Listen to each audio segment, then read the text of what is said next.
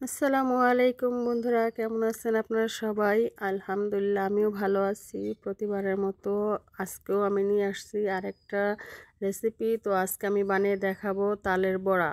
তালের বড়া খেতে পছন্দ করেন না এমন মানুষ খুব কমই আছে। তো আমি তালের বড়া বানানোর জন্য দুটো তাল আনছি। তালগুলোকে আমি পরিষ্কার করে নিয়েছি। এবার আমি এই যে ঘষে তালের পিউরিটাকে বের করে নিব। তো আমি তালের পিউরিটা বের করে নিচ্ছি। আর এভাবে তালের পিউরি যদি বের করেন তাহলে কিন্তু খুব সুন্দর একটা পিউরি বের হয়, আর তালের যে আঁশগুলো ওগুলোও থাকে না। তো এবার আমি তালের বড়ার মধ্যে নারকেল দিব, সেই কারণে নারকেলটাকেও কেটে নিচ্ছি। নারকেল ছুলে তারপর নারকেলটাকে কেটে আমি কুড়িয়েও নিব।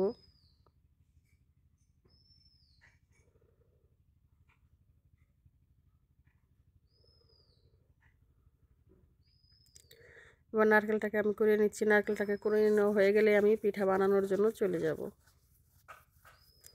তো আপনারা সঙ্গে থাকুন, পাশে থাকুন, পাশে পাবেন অবশ্যই।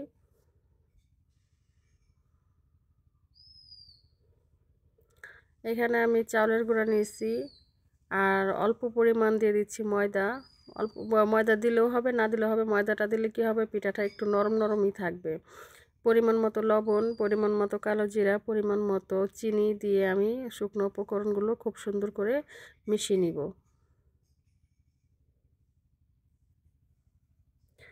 এবার দিয়ে দিলাম আমি পরিমাণ মতো তালের পিউরি। আমি যতটা পিউরি বের করেছি এখানে পুরোটা কিন্তু দিয়ে দিই নেই, আমার যতটুক লাগবে ততটুকু দিয়েছি। এখন এখানে দিয়ে দেবো আমি নারকেল কোরানো। তো এবার সব উপকরণগুলো খুব সুন্দরভাবে মেখে নিব। এখানে পানির কোনো প্রয়োজন নাই। তালের পিউরি আছে, নারকেল আছে এবং এখানে চিনি আছে। চিনি গলে গেলে কিন্তু এমনিতেই নরম হয়ে আসবে। পানি যদি আপনাদের লাগে সেক্ষেত্রে আপনারা অল্প একটু দিয়ে নিতে পারেন। আমার এখানে পানি লাগে নাই, আমি পানি দেই নাই।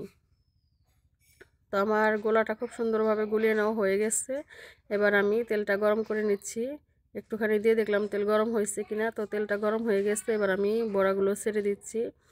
আর একটা কথা, বড়াগুলো ভাজার সময় যেন চুলোর আঁচটা কম থাকে, তা না হলে কিন্তু উপরটা পুড়ে যাবে আর ভেতরটা কাঁচা থেকে যাবে। তালের বড়াগুলো খুব আস্তে আস্তে জাল দিয়ে ভেজে নিতে হবে। তো আমার বড়াগুলো কিন্তু ভাজা হয়ে গেছে। আপনাদের কাছে আমার এই তালের বড়া রেসিপিটি কেমন লাগলো অবশ্যই কমেন্টের মাধ্যমে জানাবেন। যদি ভালো লেগে থাকে তাহলে চ্যানেলটি সাবস্ক্রাইব করবেন, লাইক কমেন্ট শেয়ার করবেন। ফেসবুক পেজ থেকে দেখে থাকলে পেজটি ফলো করে দেবেন। আপনারা সবাই ভালো থাকবেন, সুস্থ থাকবেন, নিরাপদে থাকবেন। দেখা হবে অন্য কোনো এক রেসিপিতে। আজকের মতো আপনারা সবাই ভালো থাকুন, সুস্থ থাকুন। আল্লাহ হাফেজ।